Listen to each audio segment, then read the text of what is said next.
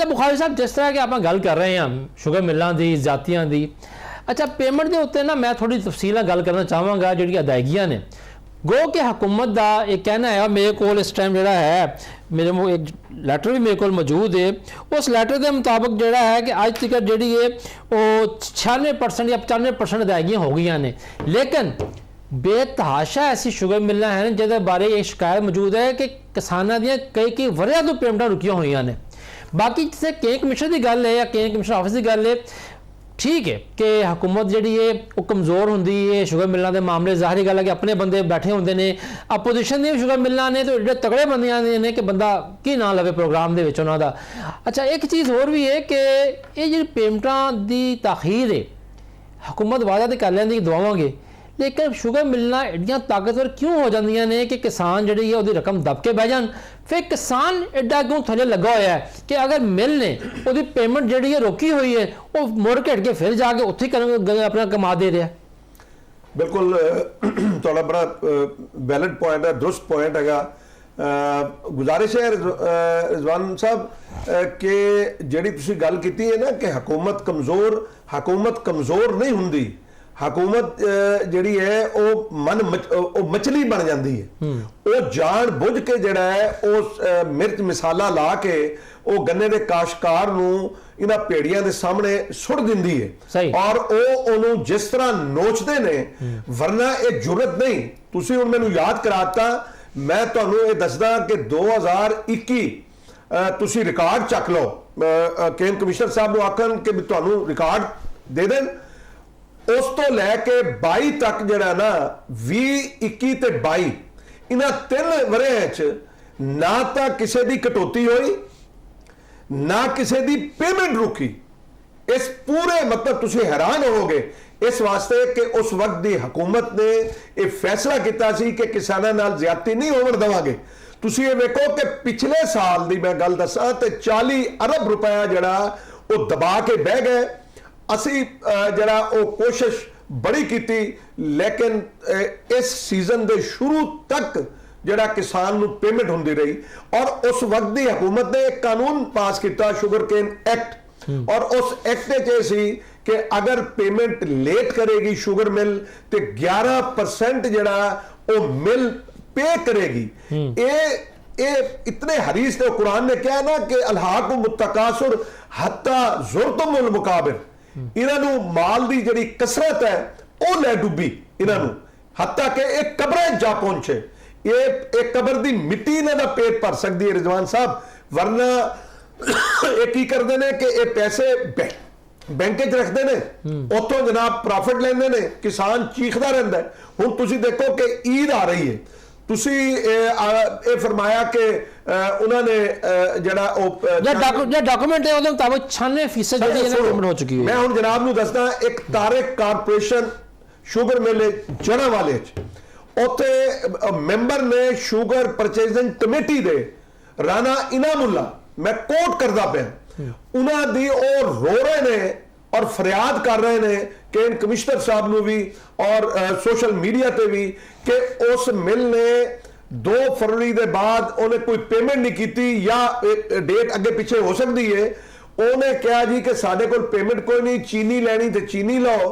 और उहदे दे उत्ते कोई पुछदस कोई नहीं। फिर तुसी राबान हाजरा शुगर मिल है, तुसी बाकी होर बहुत सारी। अच्छा जुल्म की करते हैं कि रेट भी कम दे रहे हैं। मैं तो एवरेज रेट दसिया कि 280 300 किलो उत्ते कोई नहीं रेट दिता, और ये ओदा तरीका वारदात इन्होंने जड़ा अपनाया, और फिर रेट भी कम वेट भी कम, और कंडे दे विच बेईमानी पकड़ी। Ashraf sugar mill assistant commissioner साहब नूं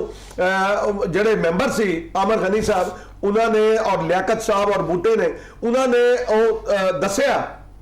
और उहदे ते क्या कार्रवाई हुई? कोई कार्रवाई नहीं हुई। सिर्फ पिस रहा है किसान, पिस रहा है गन्ने का काश्तकार, पिस रहा है वो गंदे में भी पिसया।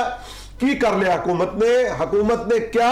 अपना मरियम नवाज शरीफ साहबा ने कहा सी कि भी मैं किसान भाईओ तुहाडा नुकसान नहीं होने देवांगी, तुसी जनाब बीजो। ते साडे कोलों 1800 ते 2000 च लैके अज मेरा पाकिस्तानी जड़ा वो 5000 किलो उत्ते अपना आटा ले रहा है। ਕਿ ਹਕੂਮਤ ਕਿਤਨਾ ਕੋ ਕਰ ਲਏਗੀ ਜਾਂ ਉਹਦੇ ਤੇ ਕੰਮ ਕਰ ਰਹੇ ਨੇ ਜਿਹੜਾ ਡੀਜੀ ਫੂਡ ਨੇ ਉਹ ਬੜਾ ਅੱਛਾ ਕੰਮ ਕਰ ਰਹੇ ਨੇ ਲੇਕਿਨ ਇਹ ਤੁਸੀਂ ਦੇਖੋ ਕਿ ਇਹ 14 ਕਰੋੜ ਦਾ ਸੂਬਾ ਹੈ लेकिन इत्थे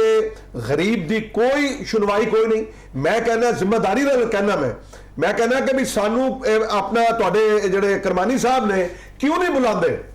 क्यों नहीं सानू मीटिंग सदे सलमा भट्ट साहबा उत्ते रहीमिया खान तशरीफ ले आई ओ भाई तुसी जिहड़े स्टेक होल्डर आ तुसी किसानां नू तां पुछो कि ग्राउंड दे उत्ते की हो रहा अच्छा असीं तुहानू दस्सीए अच्छा सादे परवेज साहब एक चीज दसो कि हर साल असी देखते हैं कि हुकूमत जनाब वाली शोभा नोटिस जारी कर रही है शुगर मिलों को कि वक्त के नाल जिहड़ा है अपनी मिलां चलाओ लेकिन मिलां वाले कम 15 दिन तो लैके 30 दिन तक लेट काम करते हैं पहली गल तो यह कि लेट क्यों करते की फायदा इन्हां दा है ते किसान नूं की नुकसान हुंदा है इहदा लेट चलन दा शुगर मिल मैं ये कह रहा जनाब जो सरकारी रेट ही कोई नहीं कीता ना गवर्नमेंट ने इस वजह तो वो अपने हिसाब नाल जो भी देखते हैं रश वध गया तो रेट घटा देंगे आ कटौतियां वधा देंगे आ नहीं मैं साजिद साहब मेरा पहला हिस्सा सवाल का यह है कि शुगर मिलना अपना बॉयलर चलान दे विच सीजन शुरू करने दे विच इन्नी देर क्यों कर दियां ने सर जी ये बड़े लोग आ एक कदी भी इन्होंने शुगर कैन एक्ट पे जड़ा ना अमल ही नहीं किया ना इन्हां ये समझते ही है शुगर कैन एक्ट नूं क्योंकि जिहड़ी हुकूमत आ ये लोग हुकूमत च ही बैठे आ इस वास्ते कानून साज असैंबलियां च भी यही लोग बैठे आ इस वास्ते इन्हां वास्ते कानून जिहड़ा वा वो मकड़ी दा जाला वा ठीक है ना जी वो कानून सिर्फ साडे गले दा फंदा वा साडे वास्ते मतलब कानून आ हालांकि यह मिलां जिहड़ियां वा अक्तूबर दे लास्ट वीक च चल जाण या नवंबर दे पहले वीक च चलणियां चाहीदियां कानून दे मुताबिक जबकि ये अपनी मर्जी नाल चलाउंदे आ और उदों सानू यह गल कहंदे आ जी कि कमाद दा हले कण पूरा नहीं होया लिहाजा असीं जिहड़ा ना कण जिन्नी देर पूरा नहीं हुंदा असीं मिलां नहीं चलाणियां जबकि यह गल नहीं हुंदी क्योंकि साडे कोल कमाद दा 3 तरह दा कमाद हुंदा साडे कोल सितंबर काश्त कमाद भी हुंदा फरवरी काश्त कमाद भी हुंदा ते अपना मोढी कमाद भी हुंदा ਜਿਹੜਾ ਮੋਢੀ ਕਮਾਦ ਔਰ ਸਤੰਬਰ ਕਾਸ਼ਤ ਕਮਾਦ ਆ ਉਹਦੀ ਅਕਤੂਬਰ ਦੇ ਵਿੱਚ ਰਿਕਵਰੀ ਜਿਹੜੀ ਆ ਉਹ 10% ਤੋਂ ਜ਼ਿਆਦਾ ਹੁੰਦੀ ਆ ਜਿਹਨੂੰ ਇਹ ਕਣ ਕਹਿੰਦੇ ਆ ਠੀਕ ਆ ਨਾ ਜੀ ਇਹ ਮਿਲਾਂ ਤੇ ਅਕਤੂਬਰ ਦੇ ਆਖਰੀ ਹਫਤੇ ਜਾਂ ਨਵੰਬਰ ਦੇ ਪਹਿਲੇ ਹਫਤੇ ਲਾਜ਼ਮੀ ਚੱਲਣੀਆਂ ਚਾਹੀਦੀਆਂ ਅਗਰ ਕਾਨੂੰਨ ਤੇ ਅਮਲ ਦਰਾਮਦ ਕਰਨ ਤਾਂ ਸਹੀ ਤੇ ਜਿਹੜੀ ਕਟੌਤੀਆਂ ਦੀ ਗੱਲ ਤੁਸੀਂ ਕਰ ਰਹੇ ਸੀਗੇ ਉਹ ਮੁਕੰਮਲ ਆਪਣੀ ਗੱਲ ਮੁਕੰਮਲ ਕਰ ਲਓ ਕਿ ਕਟੌਤੀ ਜਿਹੜੀ ਹੈ ਉਹ ਕੀ ਬਹਾਨਾ ਕਦੇ ਵੈਰਾਈਟੀ ਦਾ ਬਹਾਨਾ ਫਿਰ ਦੂਸਰੀ ਗੱਲ ਜੋ ਮੈਂ ਸਮਝਦਾ ਇੱਕ ਕਿਸਾਨ ਭਰਾਵਾਂ ਨੇ ਦੱਸਿਆ ਸਾਨੂੰ ਕਿ ਇੱਕ ਲੇਟ ਸੀਜ਼ਨ ਸ਼ੁਰੂ ਕਰਨ ਦੀ ਇਹ ਵਜ੍ਹਾ ਹੁੰਦੀ ਹੈ ਗੰਨਾ ਜਿਹੜਾ ਹੈ ਉਹਦਾ ਖੁਸ਼ਕ ਹੋ ਜਾਂਦਾ ਹੈ ਇਹ ਵੀ ਕੋਈ ਰੌਲਾ ਹੁੰਦਾ ਹੈ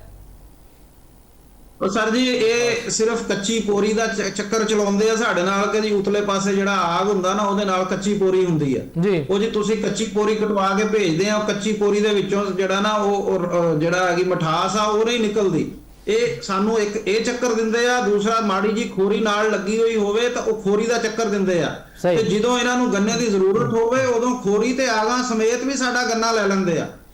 मतलब ਇਹਨਾਂ ਦੀ ਆਪਣੀ ਮਰਜ਼ੀ ਆ ਇਹ ਚੀਜ਼ਾਂ ਇਹ ਉਜ਼ਰ ਬਣਾ ਕੇ ਸਾਨੂੰ ਕਟੌਤੀਆਂ ਲਾਉਂਦੇ ਆ ਤੁਹਾਡੇ ਕਹਿਣ ਦਾ ਮਤਲਬ ਇਹ ਕਿ ਸ਼ੁਗਰ ਮਿਲਾਂ ਵਾਲੇ ਜਿਹੜੇ ਨੇ ਉਹੀ ਫਾਰਮੂਲਾ ਰੱਖਿਆ ਹੈ CUP ਸੱਪ ਤੇ CUP ਕੱਪ ਹਾਂਜੀ ਬਸ ਐਵੇਂ ਹੀ ਆ ਜੀ ਸੱਪ ਹੀ ਆ ਹੁਣ ਕੱਪ ਕੋਈ ਨਹੀਂ ਦਾ ਅੱਛਾ ਜੀ ਬੁਖਾਰ ਤੁਸੀਂ ਕਹਿਣਾ ਚਾਹ ਰਹੇ ਹੋ ਉਹ ਗੁਜ਼ਾਰਿਸ਼ ਹੈ ਰਿਜ਼ਵਾਨ ਸਾਹਿਬ ਕਿ ਇਹ ਮਿਠਾਸ ਜਿਹੜੀ ਹੈ ਨਾ ਇਹ बढ़ਦੀ ਹੈ ਮਿਸਾਲ ਤੌਰ ਤੇ ਕਿ 100 ਕਿਲੋ ਗੰਨੇ ਦੇ ਵਿੱਚੋਂ ਅਗਰ ਚੀਨੀ ਜਿਹੜੀ ਹੈ ਉਹ 8% ਮਿਠਾਸ ਹੈਗੀ ਆ ਤੇ 8 ਕਿਲੋ ਨਿਕਲੇਗੀ ਸਹੀ 100 ਕਿਲੋ ਗੰਨੇ ਚੋਂ ਫਿਰ ਇਹ ਮਿਠਾਸ ਇਹ ਕੁਦਰਤੀ ਅਮਰ ਆ ਫਿਤਰੀ ਇਹ ਮਿਠਾਸ ਵੱਧਦੀ ਰਹਿੰਦੀ ਆ ਇਸ ਵੇਲੇ ਜਿਹੜਾ ਉਹ ਮਿਠਾਸ ਕਮ ਅਜ਼ ਕਮ 14-15 ਯਾਨੀ ਉਸੇ 100 ਕਿਲੋ ਚੋਂ 15 ਕਿਲੋ ਚੀਨੀ ਨਿਕਲਦੀ ਆ ਉਸੇ 100 ਕਿਲੋ ਚੋਂ ਜਿਹੜੀ ਜਿਸਲੇ ਰੇਟ ਤੈਅ ਹੁੰਦੇ ਸੀ ਔਰ ਅਸੀਂ ਬੈਠਦੇ ਸੀ ਅਸੀਂ ਮੈਂ ਇਹਦਾ ਸ਼ੂਗਰਕੇਨ ਬੋਰਡ ਪੰਜਾਬ ਦਾ ਮੈਂਬਰ ਰਿਹਾ ਔਰ ਉਸ ਦੇ ਵਿੱਚ ਜਿਹੜਾ ਉਹ ਸੈਕਟਰੀ ਫੂਡ ਵੀ ਹੁੰਦਾ ਸੀ ਕੇਨ ਕਮਿਸ਼ਨਰ ਵੀ ਔਰ ਮਿਲ ਦੇ ਜਿਹੜੇ ਮਾਲਕਾਨ ਉਹ ਵੀ ਹੁੰਦੇ ਸੀ ਔਰ ਉਹਦਾ ਮੈਕੈਨਿਜ਼ਮ ਇਹ ਹੁੰਦਾ ਸੀ ਕਿ 8.5% ਮਿਠਾਸ ਤੋਂ ਰੇਟ ਸ਼ੁਰੂ ਹੋਏਗਾ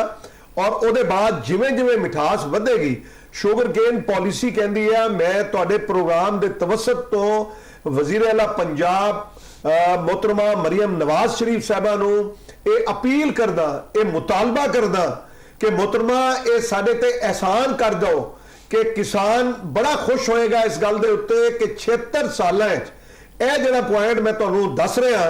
ਕਿ ਮਿਠਾਸ ਦੇ ਰੇਟ ਦੇ ਮੁਤਾਬਿਕ ਜਿਹੜਾ ਹੈ ਉਹ ਕਿਸਾਨ ਨੂੰ ਉਹਦਾ ਪ੍ਰੀਮੀਅਮ ਜਿਹੜਾ ਉਹ ਮਿਲਣਾ ਚਾਹੀਦਾ। ਹਰ ਸਾਹਿਬ ਇਹਦੇ ਕਾਨੂੰਨ ਮੌਜੂਦ ਹੈ, ਕਾਨੂੰਨ ਮੌਜੂਦ ਹੈ, ਉਹੀ ਮੈਂ ਪ੍ਰੀਮੀਅਮ ਦਾ ਕਾਨੂੰਨ ਮੌਜੂਦ ਹੈ ਸਰ। ਮੈਂ ਉਹੀ ਅਰਜ਼ ਕਰਦਾ, ਉਹਦੇ ਤੇ ਕਿਉਂ ਕੇਨ ਕਮਿਸ਼ਨਰ ਸਾਹਿਬ ਜਿਹੜਾ ਉਹ ਅਮਲ ਦਰਾਮਦ ਨਹੀਂ ਕਰਦੇ? ਕਿਉਂ